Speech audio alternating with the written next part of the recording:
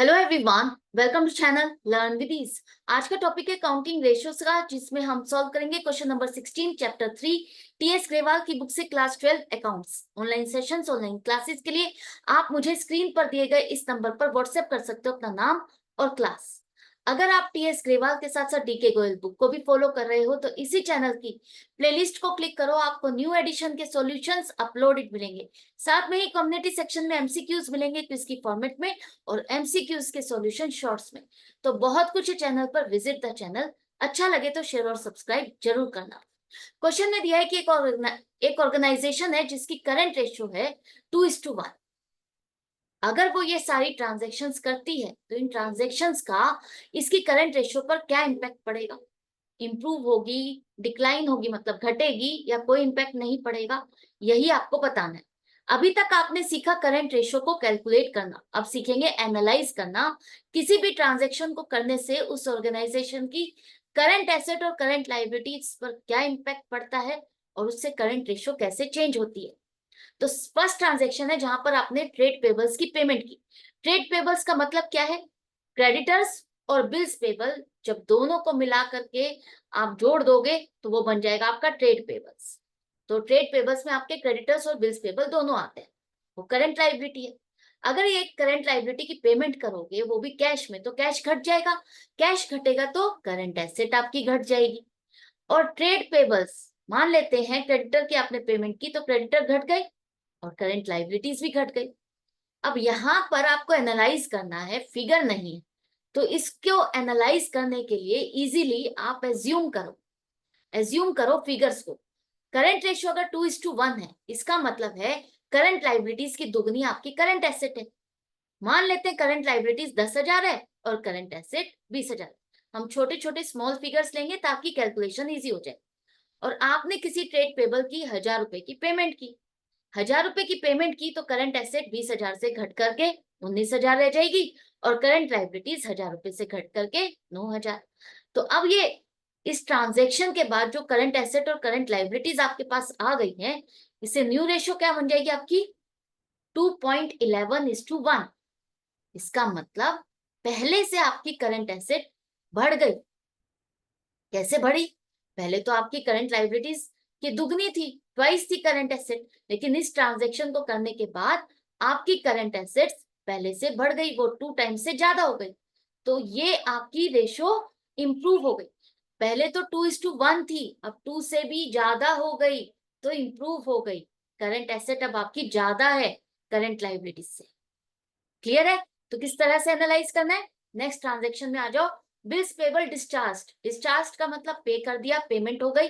Bills payable, जहां आपने सामान उधार पे खरीदा, वो क्रेडिटर है। और क्रेडिटर को अगर आप एक नोट लिख के दे देते हो कि आप इतने टाइम पीरियड में पेमेंट कर दोगे, तो वो क्या बन जाता है? Bills payable.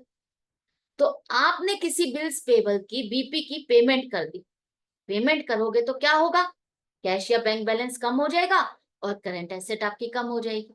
और bills payable liability, current liability घट जाएंगे, बिल्स पेबल पहले से कम हो जाएंगे और वो कम होंगे तो करंट लाइबिलिटीज भी कम हो जाएगी।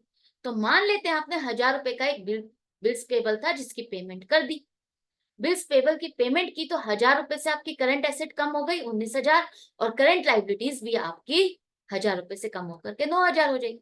तो ट्रांजैक्शन के बाद जो नई करंट एसेट और करंट लाइबिलिटी है उससे रेशियो निकालोगे तो क्या आएगी? 2.11:1। अब बताओ, ये पहले से इंप्रूव हुई या नहीं हुई? बिल्कुल इंप्रूव हुई। पहले तो दुगनी थी आपकी करंट एसेट, अब तो 2.11 टाइम्स है। तो इंप्रूव हो जाएगी आपकी करंट रेशियो इस तरह की ट्रांजेक्शन करने से। इसके बाद है bills receivable endorsed to a creditor. अब पहले तो एंडोर्स्ड का मतलब क्या है? एंडोर्स्ड का मतलब है आपने अपना बीआर क्रेडिटर को दे दिया, उसके नाम पर कर दिया। बीआर क्या होता है?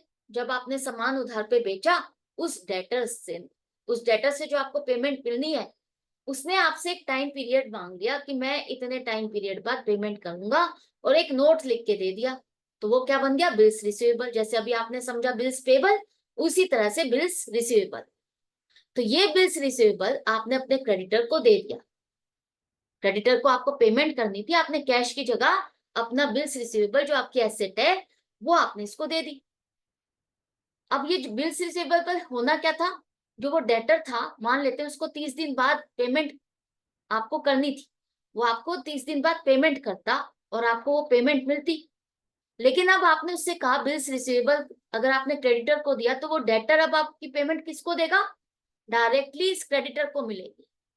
तो एक तरह से कैश में आपने अभी पेमेंट ना करके बाद में जो बिल्स रिसीवेबल है जब रियलाइज होगा, तो उस टाइम पे डेटर जा करके आपके उस क्रेडिटर को ही पेमेंट कराएगा।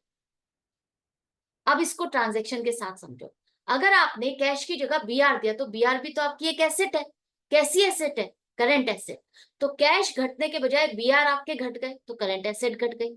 क्रेडिटर की तो पेमेंट कर ही रहे हो, तो क्रेडिटर तो घट ही घट जाएंगे, तो करंट लाइबिलिटीज भी घट गई। तो मान लेते हैं आपने जो एक बीआर आपने दिया क्रेडिटर को, वो 1000 रुपए का है। 1000 रुपए से बीआर घटा तो करंट एसेट 19,000 की रह जाएंगे, और करंट लाइबिलिटीज क्रेडिटर घट गए तो 9,000 के। तो इस ट्रांजैक्शन के बाद नई करंट एसेट और नई करंट लाइबिलिटीज के साथ रेशियो क्या हुई? 2.11:1। तो ये तो इंप्रूव हो गई आपकी करंट रेशियो। इस ट्रांजैक्शन को करने से हमारी करंट रेशियो इंप्रूव हो गई, पहले से बढ़ गई। नेक्स्ट है payment of final dividend already declared. अब यहाँ पर आपने डिविडेंड डिक्लेयर किया और उसकी अब आपको पेमेंट करनी है। तो ये पेमेंट अभी करनी है आपको, पेमेंट कर रहे हो आप। तो आपने इसको कहाँ दिखाया था? लाइबिलिटीज में, कि पेमेंट करनी है। तो अनपेड डिविडेंड है एक तरह से। अनपेड डिविडेंड जो आप करंट लाइबिलिटीज में दिखाते हो, अदर करंट लाइबिलिटीज में। तो अदर करंट लाइबिलिटीज में जो ये अनपेड डिविडेंड है करंट लाइबिलिटी की, अगर आप पेमेंट कर दोगे तो क्या होगा? कैश बैलेंस कम हो जाएगा। डिक्रीज इन करंट एसेट और डिक्रीज इन लाइबिलिटी। एक डिविडेंड की पेमेंट अगर आप कर दोगे, लाइबिलिटी की पेमेंट कर दोगे, तो करंट लाइबिलिटी कम हो जाएगी। मान लेते हैं आपने 1000 रुपए का डिविडेंड दिया, तो 1000 रुपए से कैश घट गया और 1000 रुपए से ये लाइबिलिटी घट गई। तो रेशियो क्या होगी? 2.11:1। रेशियो इंप्रूव हो जाएगी आपकी, बढ़ जाएगी। करंट एसेट पहले से बढ़ जाएंगे आपकी।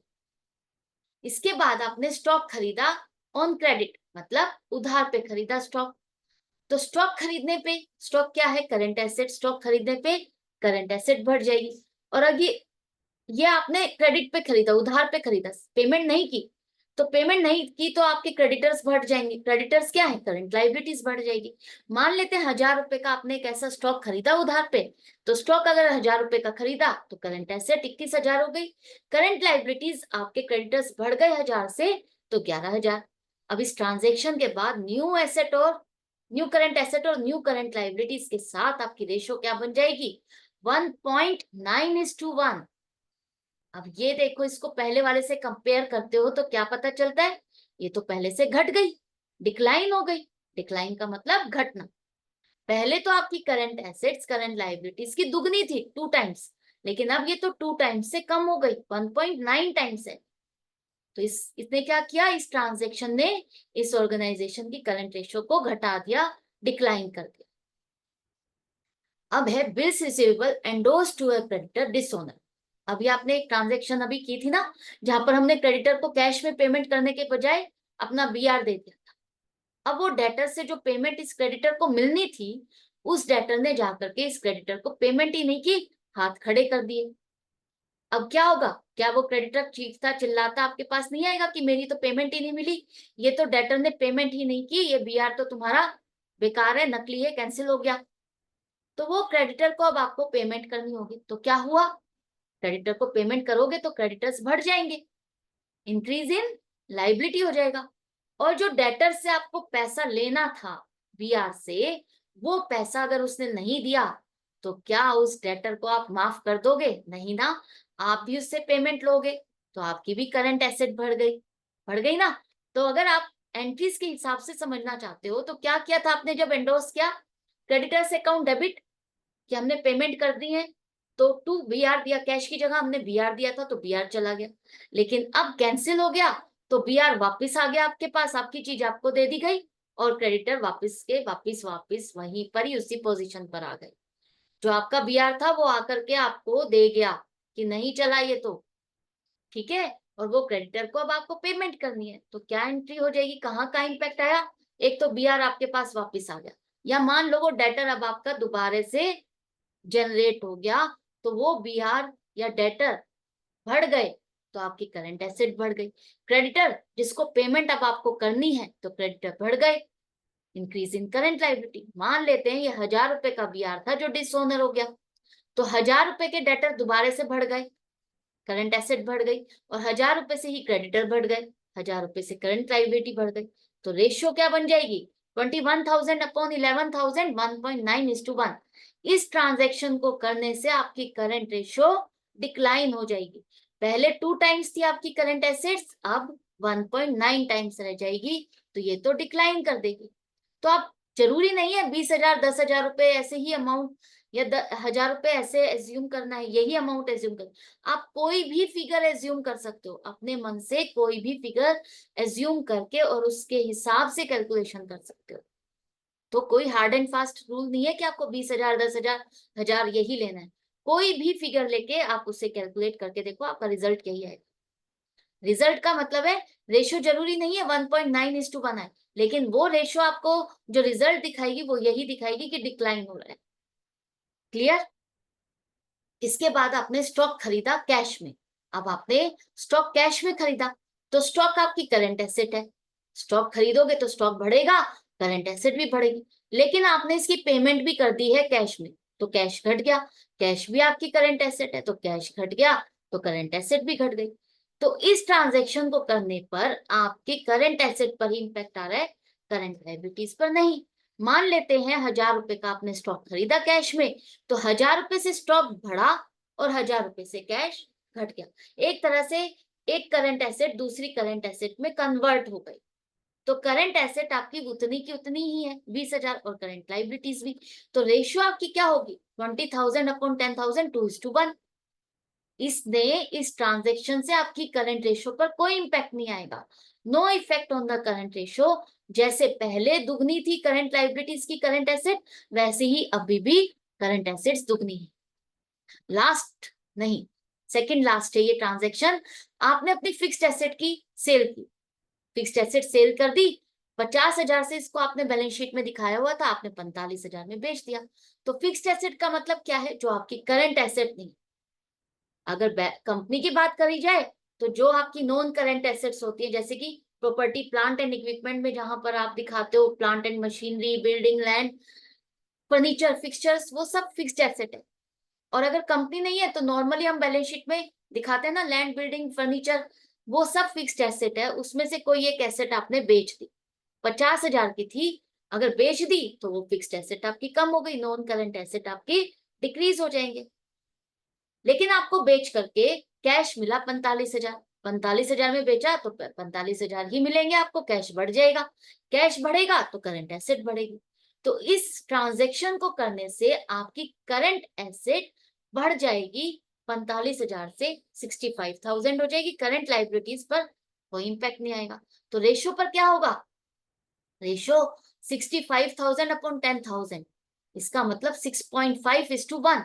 आपकी करंट एसेट्स दुगनी नहीं, अब तो 6.5 टाइम्स हो गई, ये तो 6.5 गुना हो गई लायबिलिटीज की। तो इसने क्या किया? इंप्रूव कर दिया इस ट्रांजेक्शन ने। अगर ऐसी कोई ट्रांजेक्शन करते तो आपकी करंट रेशियो इंप्रूव हो जाएगी, क्योंकि करंट लायबिलिटीज तो उतनी की उतनी है, आपकी करंट एसेट्स बढ़ गई।